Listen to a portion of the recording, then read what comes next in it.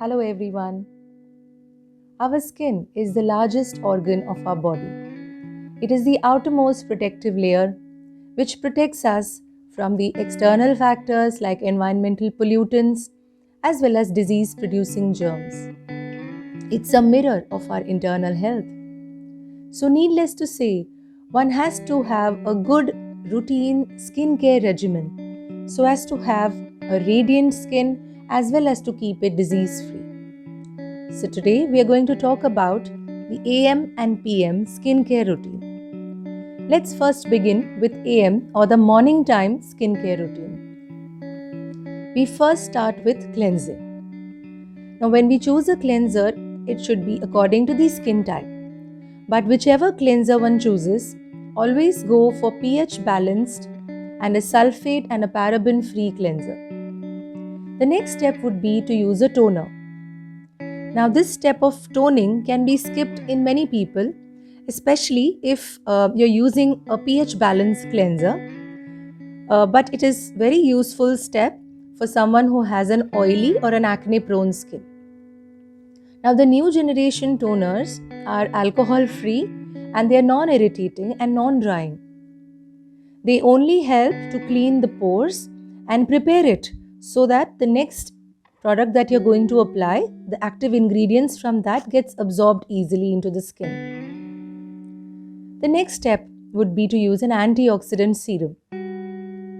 Serums are basically super concentrated nutrients that are meant to address certain concerns in our skin. So they are active ingredients and they have to be used on a daily basis.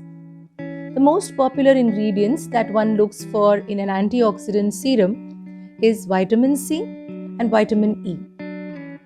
Vitamin C is a free radical scavenger and it helps to reduce the dark spots and imperfections from the skin when used on a regular basis, while vitamin E is a very good moisturizer as well as an anti-inflammatory. If you have an oily or an acne-prone skin, then you could also use your spot treatment, whichever your doctor has given you, like something that contains clindamycin, nicotinamide, or even salicylic acid. After this step of using your antioxidant serum, and at the end, we would like to use a moisturizer and a sunscreen. Again, you have to choose your moisturizer and sunscreen depending upon your skin type and your lifestyle. I normally like to use a sunscreen which inherently contains a moisturizer so that there is no need to use two separate products. And while choosing a sunscreen, it should at least be 30 SPF or more. And it should be a broad spectrum sunscreen, and it should also have a physical sunscreen like zinc oxide or titanium dioxide. After doing all these steps in your morning skincare, you're ready to rock the day. Now let's talk about the nighttime or the PM skincare routine. At night, like the rest of our body, our skin also repairs itself, regenerates and nourishes itself.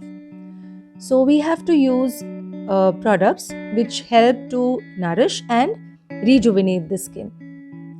Obviously, the first step would be to use a cleanser. It's important to cleanse the skin so as to remove the makeup and all the AM skincare products that you've used during the morning. Either you could use the same cleanser which you've used in your AM skincare, or a better idea would be to use micellar water. What is micellar water?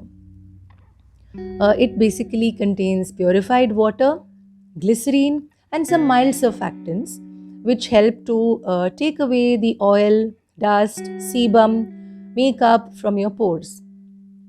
The various ingredients in micellar water, they form tiny micelles which then attract and remove all the dirt and sebum from our skin. It's very good for all skin types.